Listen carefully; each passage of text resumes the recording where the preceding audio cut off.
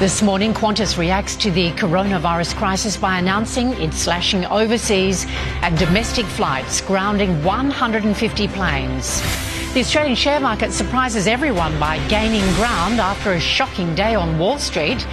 And the AFL to decide today if the season opener will go ahead. This is 7 News with Ann Sanders. Good morning. As Australia ramps up its efforts to delay the spread of coronavirus, the ramifications from the pandemic continue to emerge. So far, there are more than 390 confirmed cases across the country and 5 people have died. Such is the impact on tourism and travel that Qantas has announced it's cutting its international capacity by around 90%. Domestic capacity will be cut by around 60%. Chris Maher is at Sydney Airport. Good morning, Chris. This is a massive move by the national carrier. And extraordinary moves by the Qantas Group this morning off the back of international and domestic travel collapsing due to the coronavirus. Now, Qantas has announced it will cut its international capacity by 90% until at least the end of May. It's already slashed, as you know, a quarter of its capacity for domestic flights after announcing a 5% cut in recent weeks. That's now rocketed to 60% reduction of domestic flights till the end of May. Now, these cutbacks are across the group, Qantas and Jetstar. It represents the grounding of 150 aircraft and almost all of its wide-bodied fleet. Details of the changes will be announced in coming days. Passengers with bookings can cancel their flights and retain the value in a travel credit voucher, but they'll need to register soon. They're going to lose a lot of money, they're going to lose a lot of staff. It's got its ripple effect. I mean, our taxi driver just told us that his business has fallen off by 80%. We just can't believe, I travel a lot and there's just nobody around, there's no one in the streets. The taxi driver just said that he's got no work. For the Qantas Group, 30,000 staff, there are no guarantees. The management says it will continue to work through leave with pay and leave without pay options, but Qantas has made it clear that it could take months for travel to rebound. That does not bode well for Qantas jobs. And Chris Maher reporting. Thank you very much, Chris. The Australian share market has started the day on a surprisingly positive note, gaining ground despite the dire lead of Wall Street, which was briefly placed into a third trading halt overnight. Our Network Finance editor Gemma Acton is in our newsroom. Good morning, Gemma. What's going on this morning? Well, Anne, it's certainly been a choppy morning. The first 90 minutes of trade, shares shot up by as much as 2% before falling back to be almost flat and then recovering to be around 1% higher now. We're seeing bargain hunters battle it out with nervous investors alongside mounting hopes for more fiscal and monetary support. And today's swings are much better than the near 13% drop on Wall Street overnight. Here's long-term trader Peter Tuchman describing the turmoil. I don't think it's ever done that. I've been here for 35 years. I've seen markets, I've seen the crash of 87. I've seen 9/11, Brexit, Trump, China tariff problems, financial crisis. This feels so different. Gemma, what are we likely to hear from the Reserve Bank on Thursday? Well, and we're likely to see another interest rate cut, taking the cash rate to a new low of 0.25%, as well as the start of quantitative easing. And that would see the Reserve Bank buy government bonds in a bid to push borrowing costs down for both businesses and consumers. Governor Philip Lowe will deliver the news at 4 p.m. Australian Eastern Time on Thursday. Finance editor Gemma Acton, thank you very much, Gemma. Retrenched workers could be temporarily redeployed to other industries to help save jobs lost as a result of the coronavirus. Live to Olivia Leeming in Canberra. Good morning, Olivia. The government is promising extra support for affected industries.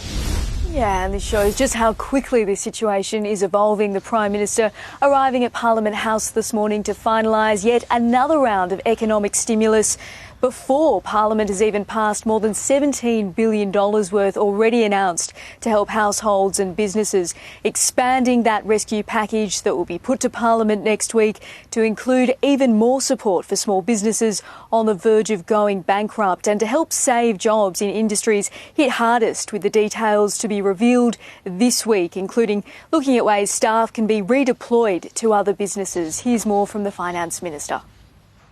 tourism and hospitality sector are very much on the front line. There are other sectors severely impacted, but by the same token, supermarkets are doing extremely well, and there might be opportunities to job swap from areas that are badly impacted into areas where there is actually significant demand as we speak right now. And tonight the government will consider further restrictions to stop the virus spreading.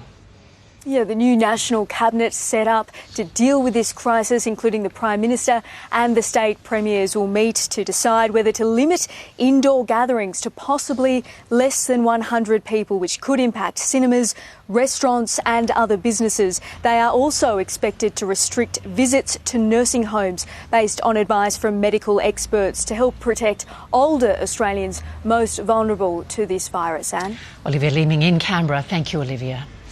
The New South Wales government announced its own economic stimulus this morning. Chief Correspondent Chris Reason has just left the media conference with Premier Gladys Berejiklian. Good morning, Chris. This is an extraordinary set of measures. Yeah, good morning to you, Anne. Well, you can still see the press conference is going on behind me there. The Premier Gladys Berejiklian and her assembled ministers making this announcement that they call unprecedented. $2.3 billion economic stimulus package, basically broken down into two parts. The first is $700 million going to our health system to try and help our frontline medics cope with this crisis. The rest of it essentially economic stimulus and particularly targeted at small business. They're deferring payroll tax for 3 months for businesses with payrolls up to $10 million. Extension of payroll tax threshold to $1 million from July 1. They're the two big headlines. Also bringing forward $500 million in infrastructure spending to try and do what they call turbocharge the economy. Let's take a quick listen to the Premier Gladys Berejiklian now. A huge boost to health in New South Wales, which will be effective immediately, which will be for the next 6 months to make sure health has all the resources it needs to purchase more equipment, to put on additional staff and to take care of every patient that comes through during this period.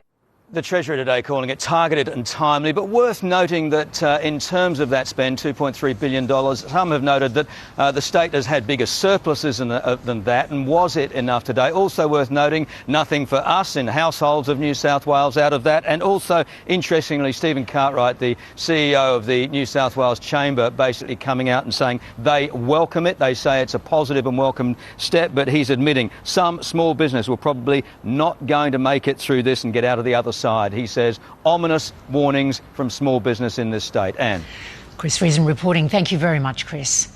Seniors and disabled shoppers have had exclusive access to supermarkets to beat coronavirus panic buying. Live to Marley Hogan in Sydney. Good morning, Marley. How did it go this morning? And we're hearing mixed reviews from customers down here this morning. There were plenty of people who took advantage of the exclusive hour, but there were still big crowds and long queues. And even for those who did get inside, they found that there were shelves that were empty. They could not find those essential items. For others, getting up early, it did pay off. They were lucky. They found toilet paper, rice, pasta, those basic items that they've been missing out on because of the panic buying. No toilet paper, how about that? Eh? First ones. Busy, chaotic.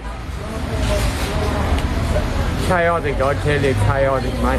I tell you what, I don't think the virus is going to get me, but this will kill me. Now, from tomorrow, Coles will follow Woolworths. It will also have extended shopping hours for the elderly and people with disabilities. Of course, these measures have had to be put in place to help people avoid the madness that we have seen in stores, people pushing, shoving, even physically fighting in the shopping aisles over basic necessities. Now, the extra hours are in place until Friday, but Woolworths says it will extend that if the panic buying continues. Anne? Good to see some people still have a sense of humour. Marley, thank you. Doctors have backed up government decisions not to close schools across the nation as yet. The AMA says there's no clear evidence that closing all schools now would have an impact. If you go too early, you lose the bang for your buck by going too early. We need to go at some stage. It is likely that we will need to go. The decision on whether or not to close schools is being reassessed on a daily basis. Drastic measures continue to be enacted across Europe, which is now the epicentre of the coronavirus crisis. France has this morning announced a complete lockdown of the country as cases skyrocket. Sarah Greenhalgh has more from Geneva.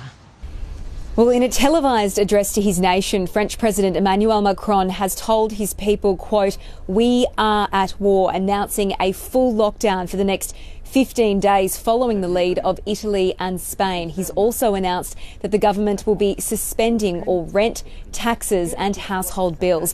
Here in Switzerland, all non-essential shops and services are now closed. The army is on standby, the biggest mobilisation since World War II. Here in Geneva, where we are, it's home to so many headquarters of various organisations, the UN, the World Trade Organisation and the World Health Organisation. They have now said that this pandemic is the defining health crisis of our lifetime, saying governments around the world need to be testing and confirming coronavirus cases. Once they find them, they need to isolate them. We cannot stop this pandemic if we don't know who is infected. We have a simple message for all countries: test, test, test. In the UK, Prime Minister Boris Johnson has urged against non-essential contact, telling people they shouldn't be going to pubs, clubs, theatres and cinemas, but stopping short of actually ordering those businesses to close. And in Italy, which remains the hardest hit European nation, another 349 people have died in the past 24 hours alone, taking the death toll well over 2,000. With an increasing number of cases in the United States, the White House has issued new guidelines on how people should protect themselves from the virus. Our US Bureau Chief Ashley Mullaney is in Los Angeles. Ash, the President said this crisis could last for months. Yeah, we've seen a president far more direct and frank today, and speaking about the threat of the coronavirus, saying that this health crisis could last until July or August. Donald Trump is calling it an invisible enemy and saying that America has 15 days to slow the spread of the virus. Let's take a listen. We'd much rather be ahead of the curve than behind it, and that's what we are. Therefore, my administration is recommending that all Americans, including the young and healthy, work to engage in schooling from home when possible, avoid gathering in groups of more than 10 people, avoid discretionary travel, and avoid eating and drinking at bars, restaurants, and public food courts. We've already seen major US cities, New York and Los Angeles, shutting down bars, restaurants, theatres and gyms. Perhaps the strictest measures coming out of San Francisco today, where residents there have been told to stay inside except for essential needs, so to visit doctors or go to the grocery stores. Today, Prime Minister Justin Trudeau of Canada has also announced that he is closing his nation's border to foreign nationals, urging residents to come home. This very much feels like a critical crossroad for North America in slowing down the spread of the virus. At this stage, officials saying we are heading down the same path as Italy. Anne? Ash Mullaney in LA. Thank you, Ash. Coming up next in 7 News, a deadly crash causes traffic chaos on one of the busiest motorways leading into Sydney, and the significance of the Pope's lonely walk through Rome. A man has died when the truck he was driving crashed and caught fire at Mount Ku-ring-gai on the M1 north of Sydney. The crash caused huge delays during the morning peak. Natasha Squarey has more. Residents here in Mount Ku-ring-gai say they felt their homes shake when the B-double slammed into the medium strip and burst into flames as it was headed south on the M1 early this morning. People who live near the Church Street overpass were woken by the sickening thud around 2:30 a.m. They ran outside to see the truck ablaze, the flames fuelled by a load of wool it had been transporting. Witnesses knew the 22-year-old driver wouldn't have made it out. The crash blocked the M1 in both directions, and it will be some time yet before lanes are reopened. And for residents living on the eastern side of the M1, their only way out by car is across this bridge. But today they've been cut off as police aren't allowing any cars on the overpass over fears it could collapse. I walked outside the house, I could see flames, the whole place, a big orange glow in the sky. And you could see flames and that big pall of black smoke rising up into the air. The clean-up is still underway, but once the site has been cleared, engineers will assess the pylon to make sure the Church Street overpass can be reopened. An investigation is underway, but police do believe the truck driver may have fallen asleep. There was a strange sight on the empty streets of Rome, with Pope Francis escorted by police as he made a special pilgrimage. He was allowed out of the Vatican to walk to the San Marcello Church, which Catholics credit with saving Romans from the Great Plague in the 1500s. He also visited the icon of the Virgin Mary to pray for coronavirus victims. The Pope, who's 83 years old, was then driven back to the Vatican. The coronavirus lockdown in Italy has also cleared the water in the famous canals of Venice. Traffic from ferries, gondolas and big ships has fallen dramatically, leading to muddy sediment settling at the bottom of the waterways. Next in 7 News Sport with Jackie Felgate, including the Sheffield Shield champions declared after the final is scrapped. Also live to Melbourne as AFL officials meet to discuss how to start the season.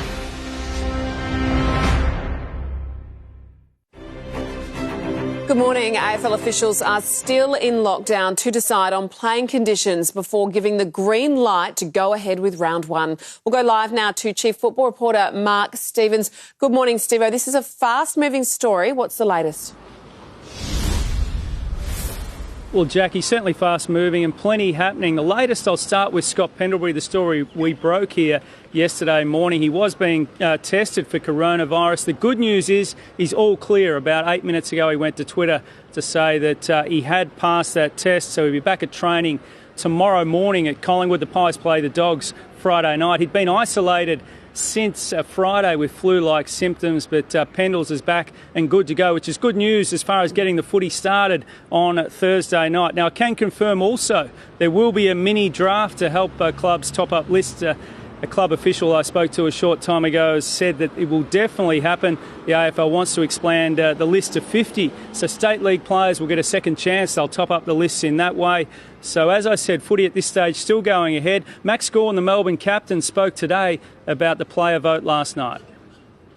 From all reports, all 45 guys that we have obviously have health concerns, but are understanding that footy is the answer at the moment. So round one, we want to go ahead, and that's what I expressed to the PA yesterday.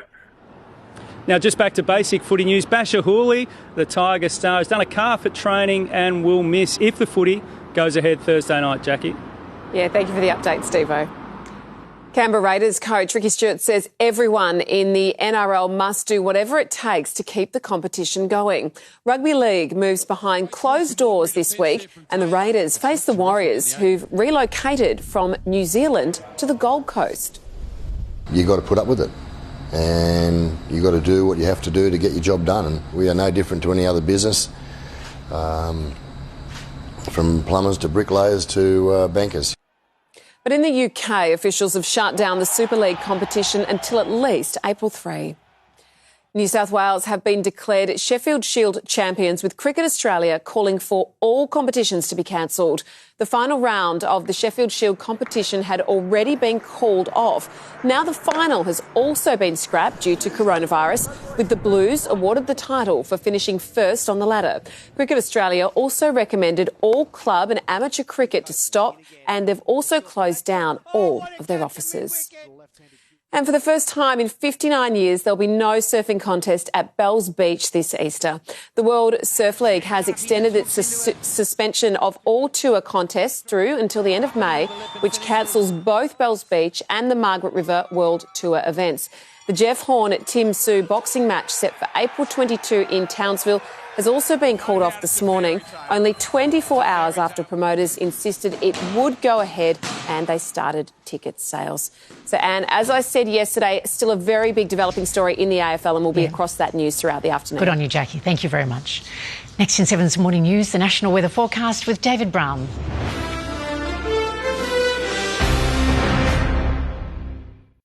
Time for the weather with David Brown. How's it looking, Brownie? Yeah, good morning, Anne. It's a beautiful day to be out and about. In fact, let's go to our weather wall. We're going to fly into Adelaide first of all. Look at that. Stunning conditions. Heading for a warm top of 31 degrees. Melbourne too is turning on. Today's high, yes, 28 degrees, which is around 4 to 5 degrees above average. So we fly into Sydney. The showers have cleared. Fine, partly cloudy weather we'll see out the day, and a forecast top of 24 degrees. Brisbane, though, unsettled. The odd shower or two is likely at a forecast maximum of 27 degrees. You'll notice we've got this warm northerly airstream that is affecting the, most of these southern states at the moment. It's ahead of a weak cold front that's ripping across the Great Australian Bight. The front, well, that's going to slip away to the south over the next 24 hours. You can see that. So the warm weather will continue for the southern states. In sharp contrast, though, we've got this low that's sitting off the southern WA coast. It will pump up a rather cold southerly and bring some showers to the southern coast. So for Albany tomorrow, top of around 20 degrees. For Adelaide, more sunshine, around 33. Melbourne, freshening northerly winds, around 29 degrees. Sydney tomorrow, beautiful sunny day, around 26. Touch warmer in Brisbane, should be fine. And 27 degrees. That's the latest weather. Of course, there'll be more details coming your way at 4 o'clock, Anne. Thank you, Bryony. And that is 7 News to Now. We'll keep you up to date throughout the day. Our next bulletin is at 4 p.m. I'm Ann Sanders. Thanks for your company. Have a lovely day. Bye for now.